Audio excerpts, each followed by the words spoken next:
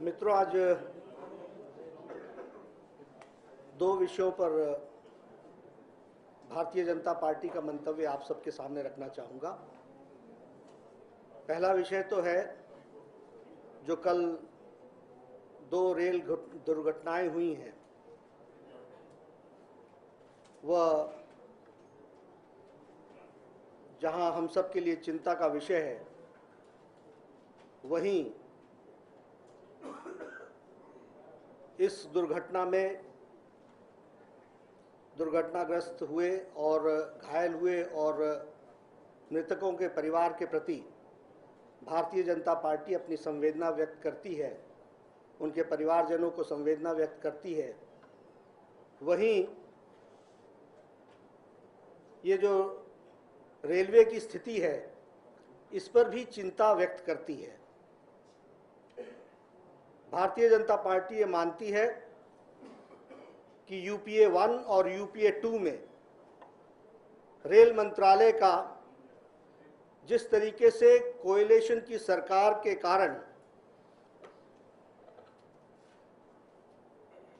यह इसकी विक्टिम रही है, और रेल मंत्रालय एक तरीके से अनाथ, ऑर्फन और बिना किसी देखरेख के साथ पिछले 7 सालों से चल रहा है। हम सब लोग जानते हैं कि जब रेल मंत्री लालू यादव थे तो उन्होंने रेल मंत्रालय में बहुत से मॉडर्नाइजेशन के टॉल क्लेम्स किए थे,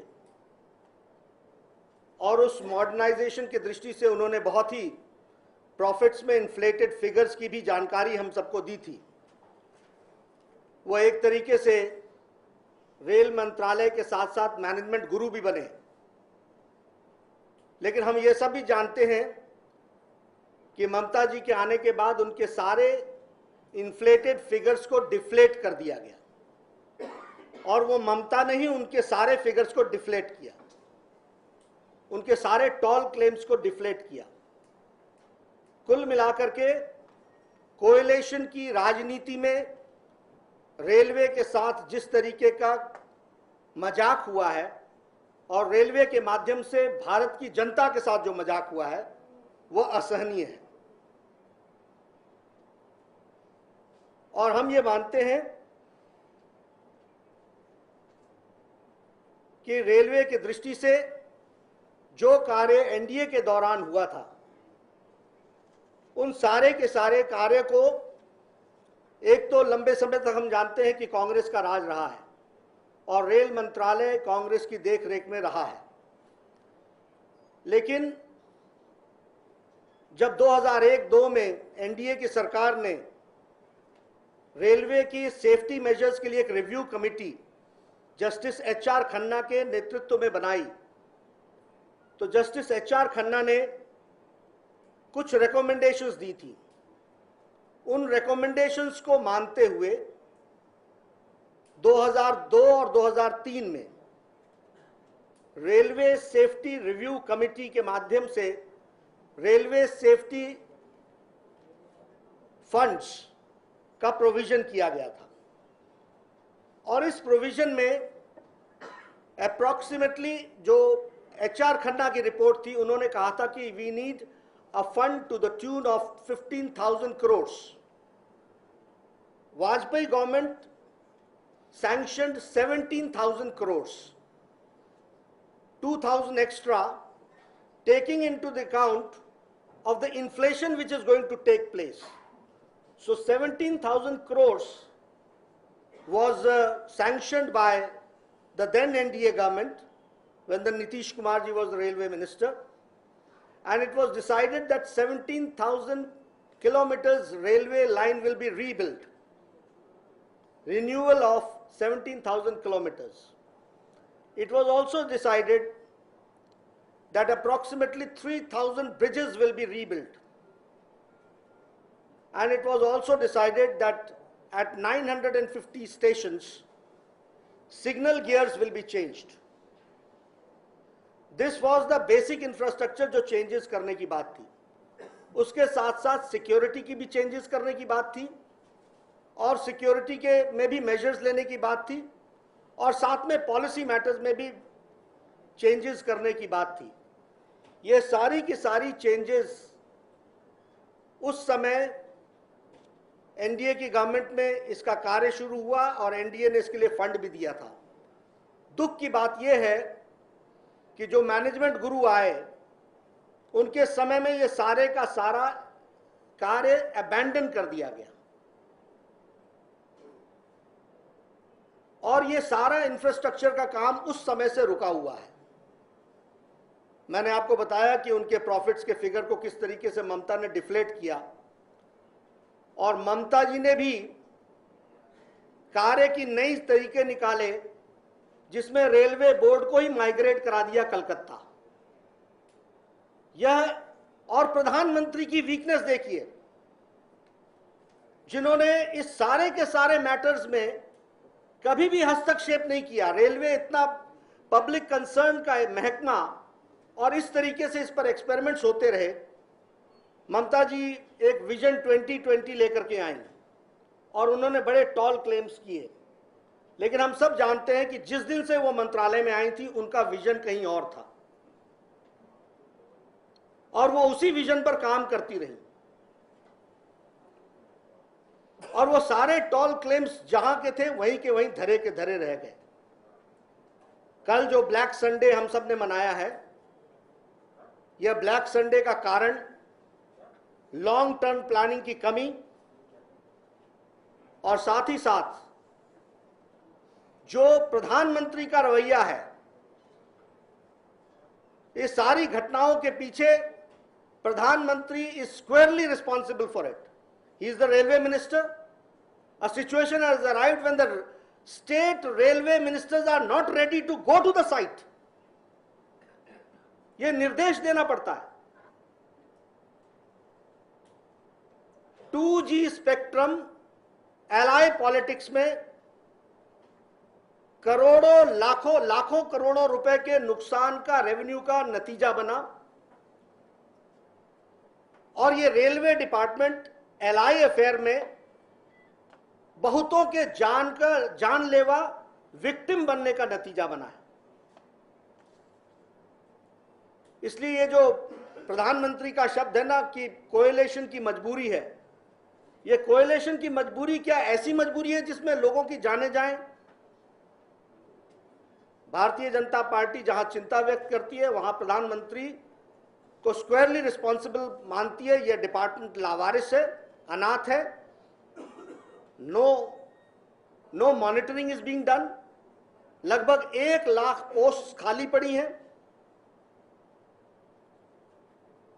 ट्रैफिक से संबंधित और सिक्योरिटी से संबंधित पोस्ट खाली पड़ी हुई हैं और इस कारण से यह घटना घटी है। इस विषय पर भारतीय जनता पार्टी ये मानती है कि जो इनएफिशिएंट यूपीए गवर्नमेंट है led by the prime minister, उस क्रम में यह कल हम सबको काला संडे मनाना पड़ा है और हम चाहते हैं कि तुरंत रेलवेज पर ध्यान दिया जाए और जो एनडीए के टाइम पर रेलवे के जो सेफ्टी फंड्स का प्रोविजन किया गया था उनको लागू किया जाए, because those funds still exist. It is a political will which we need for implementing it. दूसरा विषय है जो मैं आप सबके साथ शेयर करना चाहता हूं। तेलंगाना में कांग्रेस के 9 एमपीज ने और 46 एमएलएज ने इस्तीफा दिया है। आप सब भी जानते हैं, मुझे भी संसदीय कार्य मंत्री रहने का मौका मिला है।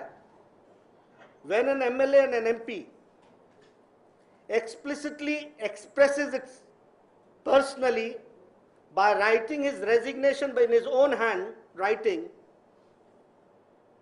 and amply and explicitly expresses his desire to resign, तो उस रेजिग्नेशन को, इस्तीफे को मंजूर करना यह स्पीकर की जिम्मेवारी है। We would not like to comment on the Speaker's office, but more than 10 days have passed. उन्होंने अपने हाथों से इस्तीफा दिया, इस्तीफा अपने जाकर के उन्होंने डिप्टी स्पीकर के ऑफिस में जमा कराया, बाहर आकर के मालाएं पहन करके टेलीविजन पर इंटरव्यू दिया। इस इंटरव्यू देने के बाद आखिर यह इस्तीफे मंजूर क्यों नहीं किए जा रहे हैं? क्या कारण है इसका? कांग्रेस तेलंगाना के विषय पर राजनीति कर रही है। देश जानना चाहता है, तेलंगाना के लोग जानना चाहते हैं। ये दोनों तरीके की राजनीति जो चल रही है, और हमारा मानना है कि Congress has been never sincere for the Telangana movement. 56 years have passed. It is the NDA government, Vajpayee government, जिन्होंने पॉलिटिकल विल दिखाया, झारखंड बना, उत्तरांचल बना, छत्तीसगढ़ बना, लेकिन तेलंगाना के प्रति कभी भी कांग्रेस पार्टी सीरियस नहीं रही है। इन्होंने हमेशा इस मूवमेंट को ब्रेक करने की कोशिश की है। इतिहास इस बात का साक्षी है, राइट फ्रॉम चेन्ना रेड्डी डेज। तो आज हम ये जानना चाहते हैं कि जब इन लोगों ने 9 एमपीओ ने इस्तीफा दे दिया, तो ये इस्तीफा तुरंत मंजूर होना चाहिए, और ये मंजूर नहीं हो रहा है, तो उसका कारण क्या है? यह भारतीय जनता पार्टी जानना चाहती है, और 46 एमएलए ने इस्तीफा दिया है। तीसरी बात, आज अभी हम सबके जानकारी में आया है कि कैबिनेट का कल शाम को कैबिनेट का फिर से रिशफलिंग हो रही है। मुझे मालूम नहीं है, अब ये यूपीए सरकार की एफिशिएंसी और इनएफिशिएंसी की चर्चा आपके ध्यान में आएगा कि केंद्र सरकार का कैबिनेट रिशफल इतना टेंटेटिवली इसके बारे में डिसाइड किया जाता है, और ये टलने की भी क्या मजबूरी थी, ये तो यूपीए की और कांग्रेस पार्टी की सरकार बताए। प्रधानमंत्री जी से हमारा ये निवेदन है, हम सब लोग जानते हैं, a man is known by the company he keeps, and a prime minister is known by the cabinet minister he keeps. हम ईमानदार हैं, प्रधानमंत्री बड़े ईमानदार हैं, लेकिन उनका कबीला पूरा दागदार है। मैं चाहूंगा कि यह जो भ्रष्टाचार की परिस्थिति है, इसका रास्ता तिहाड़ जेल की ओर अग्रसर हो रहा है। कई मंत्री अंदर हैं, कई ऑन वे हैं। Serious charges have been charged against the Home Minister and the Human Resource Minister. हम चाहेंगे that the Prime Minister should be known by the company he keeps. फैसला उनका है, प्राइम मिनिस्टर का प्रेरोगेटिव है। Definitely, लेकिन हम उनकी बुद्धि, मैं want him nahi, we are questioning the prime minister's intention also. Why don't you explicitly say that? We have said, but at the same time what I want to say कि इससे प्रधानमंत्री की ईमानदारी भी तय होगी। The intention, the integrity, the question of the working of the prime minister is also going to be seen. तो हम ये चाहेंगे कि इन दोनों मिनिस्टर्स को ड्रॉप किया जाए।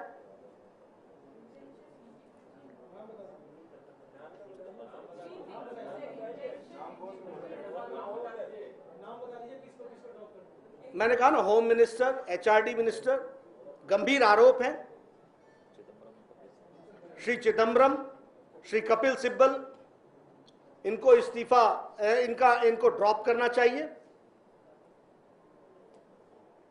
और कुल मिलाकर के जो परिस्थिति है, प्रधानमंत्री जी रिशफल में ये ध्यान में रखें कि कॉस्मेटिक सर्जरी से काम नहीं चलेगा। गहरी सर्जरी करनी पड़ेगी, तभी जाकर के काम बनने वाला है। मित्रों, ये 3 विषय थे, मैंने आपके सामने रखे। हाँ, पूछिए।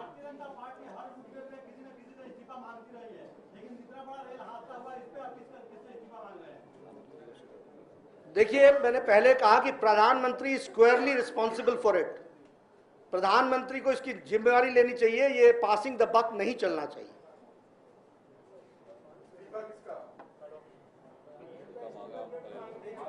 जिनका भी मैंने मांगा है वो ले ले।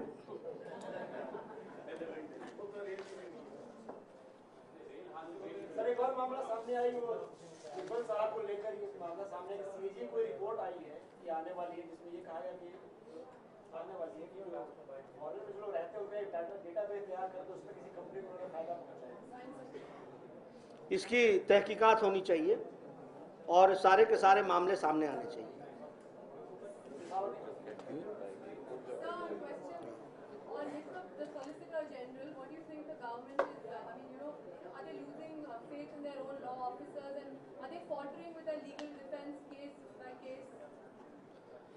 ऐसा है कि सच्चाई तो यह है कि success have many fathers, failures have none. काले कारनामे सरकार के सामने आए हैं और काले कारनामे जब सरकार के सामने आए हैं तो जहां मंत्रियों में घमासान है वहां वकीलों में भी घमासान चला है और ये क्राइसिस की सिचुएशन के पहले लक्षण है। नड्डा जी, आप भी और नड्डा और कोहली साहब भी बैठे हुए हैं। डॉक्टर सुशांत राजन के खिलाफ शिकायतें आई हैं, उसमें कुछ कार्रवाई होने वाली है, उसके बारे में कुछ बताएं। आज हमारा यही विषय है, हम इसी पर concentrate no, I will speak on this issue. Solicitor General, you see, success has many fathers, failures have none. When on the judicial front, the government is failing day by day on every issue. They are trying to pass the buck to each other. Number one. Number two, there are serious contradictions among the ministers. So there are also serious contradictions among the lawyers. And this is the situation which arrives when there is a crisis, and when the crisis management, they are not able to handle it.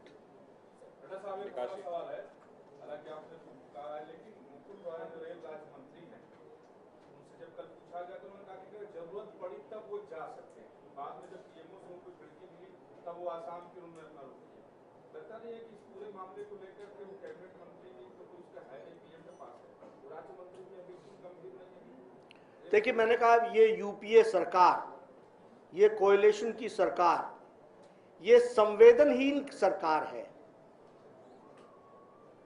इसमें कोई संवेदना नाम की चीज नहीं है। वो मुझे ध्यान में नहीं आ रहा है पूरा, लेकिन वो फलाने राम की लूट सको तो लूट, जितना लूट लो वही, इसी पर ध्यान है। तो हाँ, राम नाम की लूट।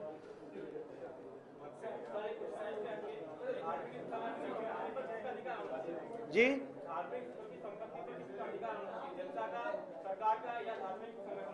आज इसी विषय पर जी।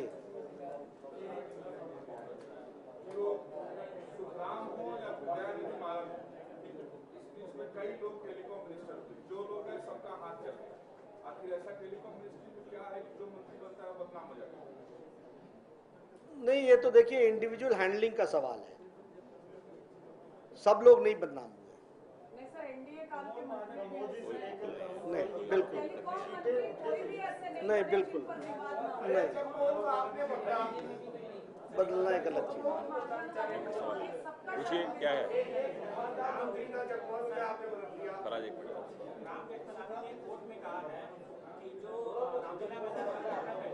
फराज, एक सेकंड प्लीज। मैं तो सिर्फ यही नहीं कहता हूं कि चिदम्बरम को, सारी यूपीए सरकार, और हमने तो उस दिन भी कहा था कि ये कांग्रेस पार्टी की सोच राष्ट्रवादी ताकतों को डिमोलिश करना, यह उनका उद्देश्य रहा है। और इसके लिए चिदम्बरम ही क्या, सारी कांग्रेस सरकार, क्या सोनिया गांधी जी इस विचार से अलग है क्या? सब इन्वॉल्व।